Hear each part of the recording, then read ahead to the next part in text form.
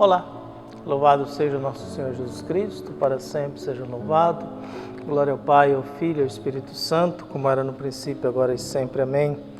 Caros irmãos e irmãs, paroquianos da nossa paróquia, Nossa Senhora da Abadia, Lagoa da Confusão, Diocese de Cristalândia, graça e paz. Louvado seja o nosso Senhor Jesus Cristo.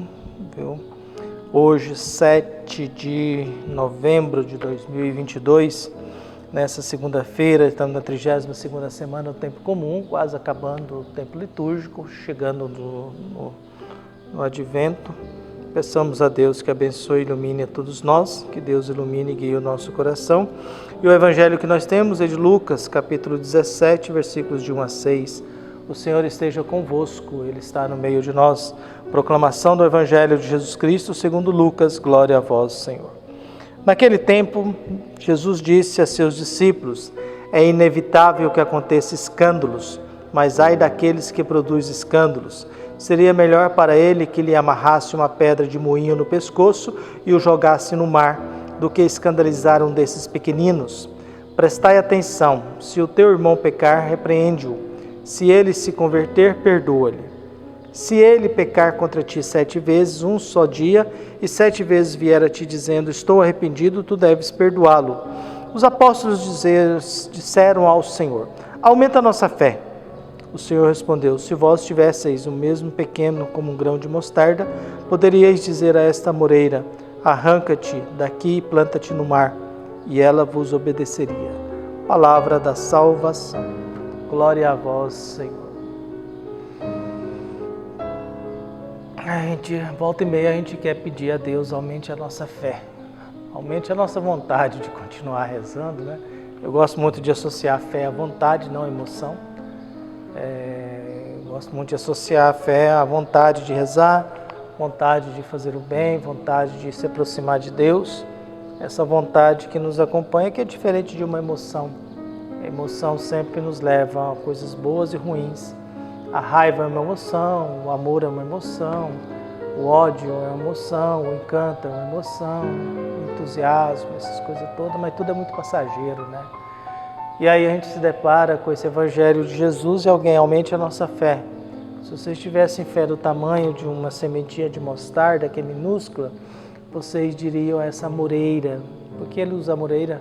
Porque é uma das árvores mais difíceis de se arrancar por causa das suas raízes profundas. Você não arranca uma moreira com facilidade da terra porque a raiz dela é muito profunda. Então você não consegue fazer isso. Então, você iria dizer: sai daqui e vai plantar no mar. Entendeu? Então Jesus está querendo dizer: a fé não é uma questão de aumentar ou não.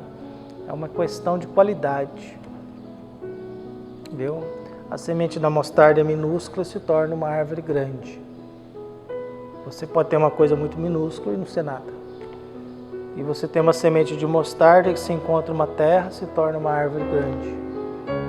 Por isso a fé, essa vontade, que mesmo sendo pequena, ela traz de si a vida necessária para se tornar algo grande. Mas é um processo. E por que Jesus está nesse contexto? Porque ele está falando com os discípulos de uma realidade muito comum na humanidade. É inevitável que aconteça escândalos. A gente vive escutando escândalos todo santo dia. E a gente escuta tanto escândalo que a gente está começando a se conformar com eles. A gente começa a se conformar. A gente começa a aceitar e achar normal. Mais um escândalo, normal. Mais um escândalo, mais um babado, babado, tal. Então, o que nós temos no Evangelho? Jesus disse aos seus discípulos: é inevitável que aconteçam escândalos, mas ai daquele que produz escândalo. Escândalos acontecem, mas ai daquele que produz escândalo. Maldito aquele que produz escândalo.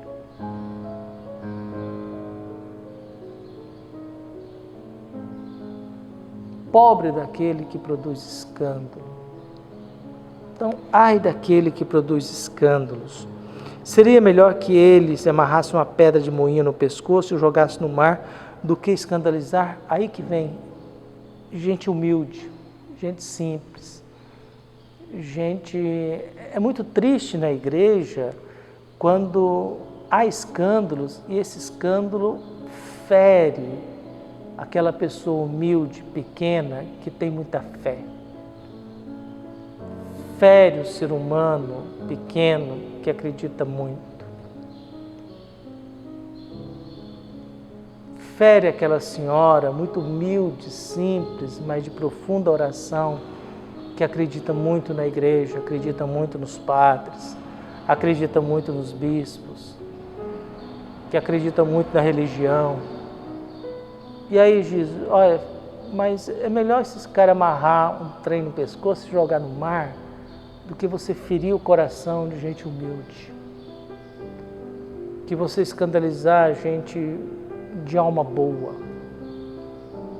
gente honesta, gente de fé pura, coração puro das bem-aventuranças, né? Gente de paz.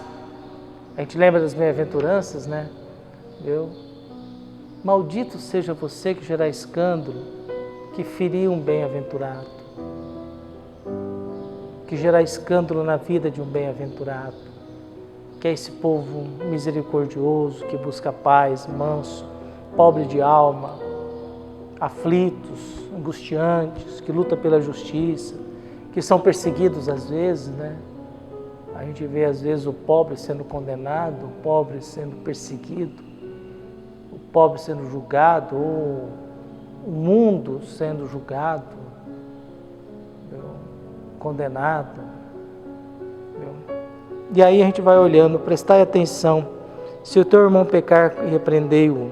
Então quer dizer, a correção fraterna, né, que a gente não pode fazer mais, né? Antigamente você podia corrigir alguém, hoje você não pode fazer mais, porque dependendo da correção você pode ser processado.